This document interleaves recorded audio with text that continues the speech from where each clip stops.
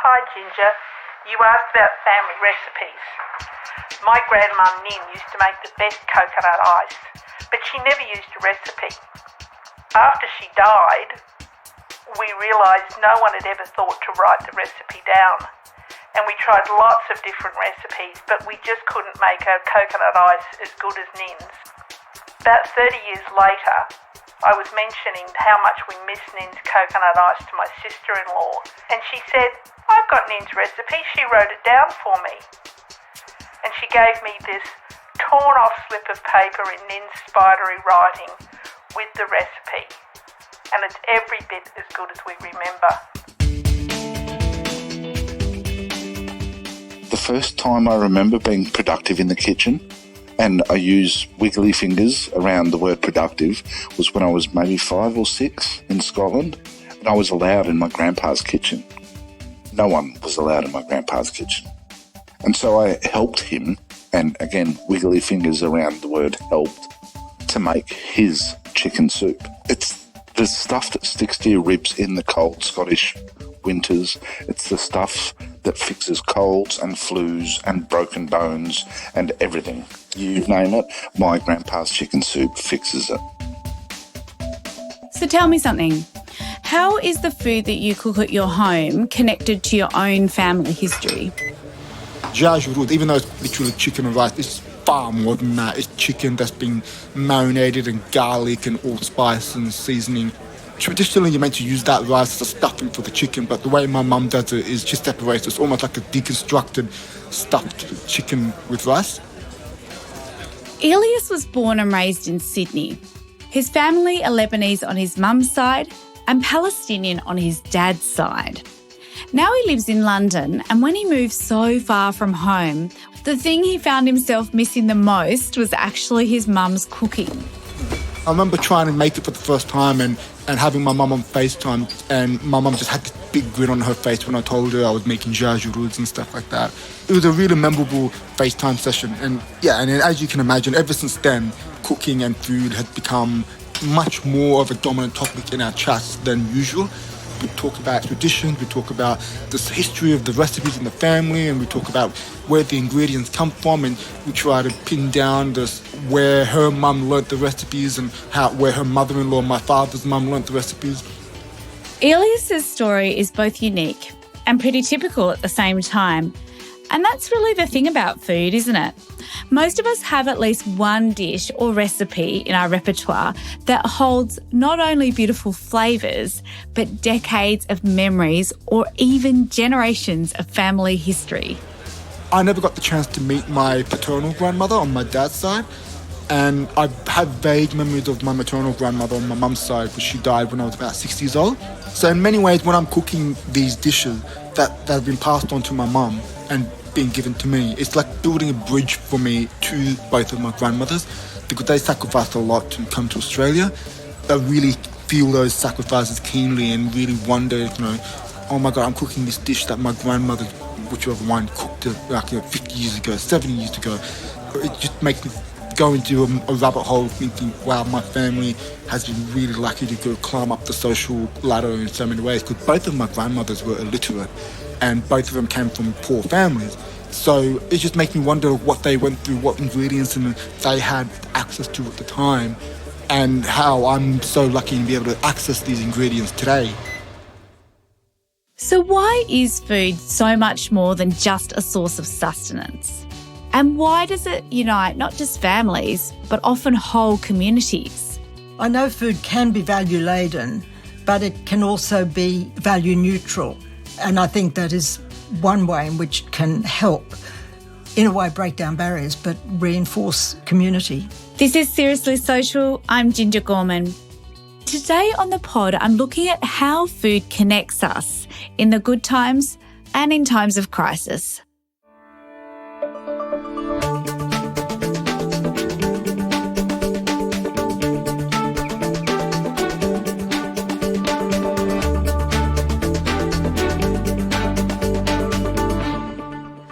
Barbara Sandage is one of Australia's most esteemed food historians, and she's also Professor Emeritus in the History Department at the University of Adelaide. When the pandemic hit Australians back in March 2020, first we panicked and emptied the supermarkets of staples, so stuff like dry pasta, rice and frozen veggies. Because people weren't used to making do and not having a vast pantry that they used to, instead of thinking today's Monday, well, it must be shepherd's pie, the attitude today is I'll open my pantry, I'll open my fridge, I'll go to the supermarket, what do I think I might do? And that availability, 24 hours a day in some instances, 7 days a week, that has been with people for so long that they've forgotten how to make a meal out of almost nothing. Then we got bored, or at least some of us did, and people started turning to things like cooking and baking to pass the time. And I'm sure you'll probably remember that loads of people started sharing pictures of their perfect dinners and their perfect sourdough on Instagram.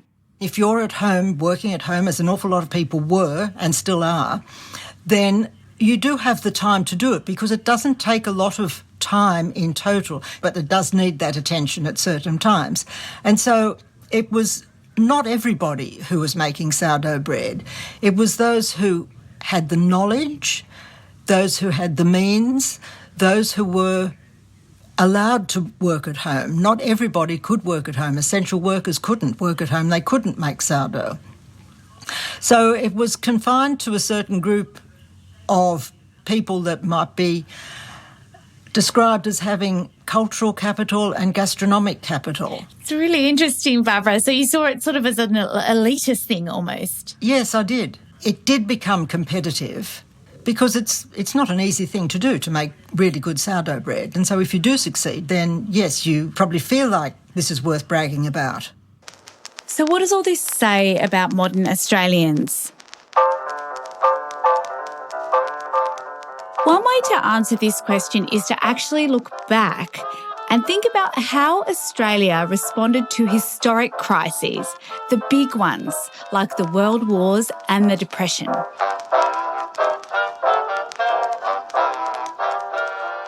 Those days were very different. It was a very different Australia, a very different Australian society, a much more homogenous society.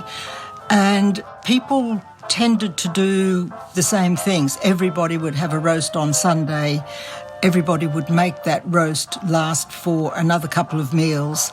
There were standard dishes. There was a much more limited repertoire of dishes than people have today. Today we have a huge amount of diversity in what we eat and what we cook, what we expect to eat and what we expect to be able to cook. And we get this from social media, we get it from television, we get it from all sorts of influences. Another thing is that people were used to making do with little. Their pantry contained perhaps less than half of the staples that we would have in our pantry. Is it possible that that was helpful in a crisis? Whereas now, because we expect that we can get soy sauce, we expect that we can get pasta, we expect that we can get flour very easily. When we can't get those things, we almost don't have the skills to make do. Whereas my nana, for example, who lived through the Depression and so forth, she could actually make a meal from almost nothing. Yes, because they tend to think that they need a much bigger pantry and a much bigger variety of ingredients. We have so much choice now in the supermarkets, which is where something like 71% of our food comes from, that was not available to people who were living 100 years ago. We have, say, 4 varieties of peanut butter. We have 10 varieties of oatmeal. Everything comes in more than one variety. It's not just a product. It's a product in 10 different guises. You're expected to choose between those, that's not a choice that people had to make 100 years ago. When we think about the Depression, how did people behave in terms of trying to make sure their family had enough, despite perhaps not having food supply, despite perhaps not having very much money or any money to feed their families? There was food relief packages that were set up by the various state governments in various ways, either in kind or in coupons that you could take to the butcher and get so much worth of meat. So those were set up by the different state governments. During the flu epidemic, there were voluntary groups set up by churches and volunteers to provide food and clothing and medicine to families that were affected or to people who needed it. That's a very different situation to what we have now. And what about things like gardening and growing your own food as a way to get a more constant but also a cheaper food supply? First of all, there are a lot more people living in rural towns and on farms. So there was more opportunity and more need, in a way, to grow your own than there is now, because we've got supermarkets that they didn't have. Growing your own vegetables was also encouraged during the Depression. There's been no statistics gathered as to how effective that was. But when they did start to gather statistics on home production as a percentage of total Australian production, and this was in the mid-1950s, I think. In the mid-1950s, home production of eggs was 46% of total production. So that means that an awful lot of people had a few chooks in the backyard. Home vegetable production was about 10% of total vegetable production. So again, that's really a significant contribution to supply. I wonder how communities use food to connect or to support each other in that time. I think that there was more sharing of foods. It was 32%, I think it was, at the peak of the Depression, were unemployed, and there weren't so many women working then. So if that was the head of the family, then that's an awful lot of households that are not getting any money. A lot of men, as you know, went swagging, and people generally helped them. There are lots of anecdotal reports of people going to a house, knocking on the door and getting something in return for chopping some wood or doing some odd jobs. People were willing to help. It was not just a donation. There was something both ways. What about that notion of self-sufficiency you were talking about? Is it just individuals that are wanting to be self-sufficient, or is it something we need to strive towards more as a nation? Oh, I think we need to strive more as a nation, and I think that this has been recognised not just in food but for other things, whether it's blankets or whether it's T-shirts. Those things can be made much more cheaply somewhere else, and so we get them from somewhere else. So there has been a call for some time for more self-sufficiency in Australia in all sorts of areas, not just in food. We grow the food, but we probably need to do more of the processing and packaging and whatever. We've had this policy, especially in seafood, where our most expensive seafood, or the most valued seafood, goes overseas because people there are willing to pay more for it than people here. And it would be good to see a greater use of Australian produce and reduce the dependency on imported products in many of the categories in which there is now a high proportion of imported products. I can imagine some commentators would hear what you are saying and throw their arms up in horror and say, this is very protectionist, what you're actually suggesting. How would you respond to that idea? Yes, I think that it also comes down to us, all of us, being prepared to pay more for our food and for our T-shirts, for that matter, because we've got so used to getting things cheaply, to buying on price. And the supermarkets have fostered this. I will accuse them of that. They have fostered the fact that buying on price is what you do, the cheaper the better. And I do think that we have to get rid of the cheap food mentality and pay a proper price. It's interesting the way in which the pandemic has really exposed a lot of our vulnerabilities as a community, as individuals, but as a nation as well. Like, I don't think anyone ever dreamed that you couldn't buy toilet paper or flour, for that matter, because I am a baker. I bake all the time. And it was interesting, though, because some people did start using polenta and other things. There were actually threads of discussion about what can you use instead. And I actually loved those discussions because I thought it was bringing out the resourcefulness of humanity. And that doesn't go away. That's happened in history, but it can happen now if we need it. Yes, well, if you can't make a chocolate cake because you haven't got any flour, perhaps you'll make some oatmeal cookies. Yeah, that's right. No, you won't make oatmeal cookies, you'll make oatmeal biscuits.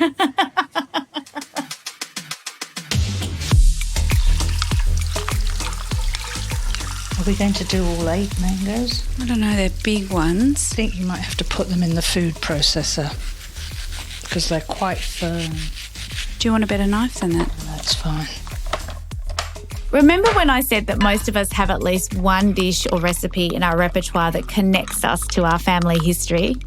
That's me and my mum making our special family recipe, mango mousse.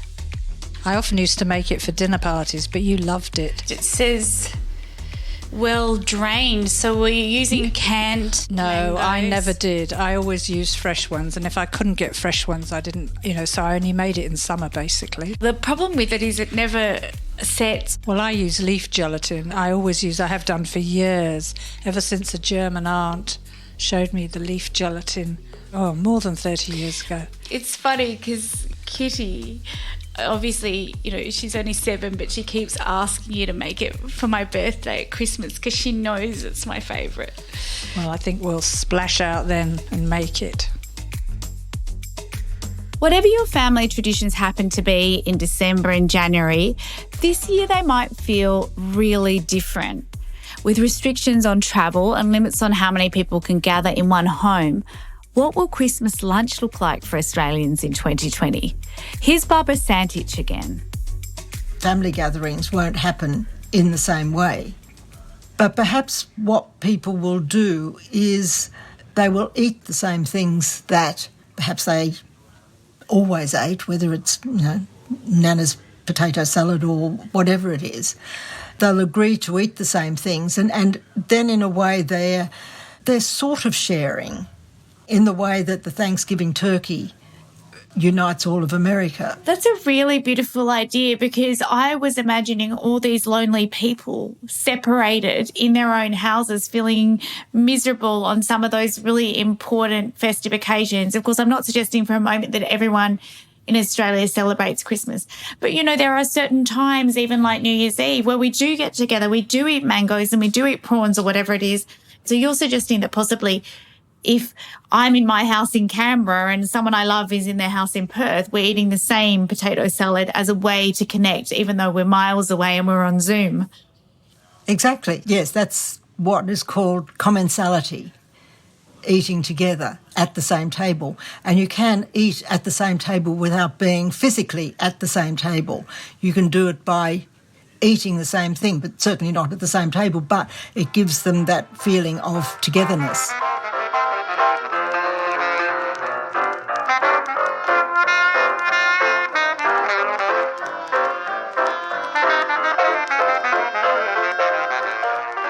Thanks for listening to Seriously Social. I'm Ginger Gorman. Next time, reconnecting communities. How do good neighbours become good friends?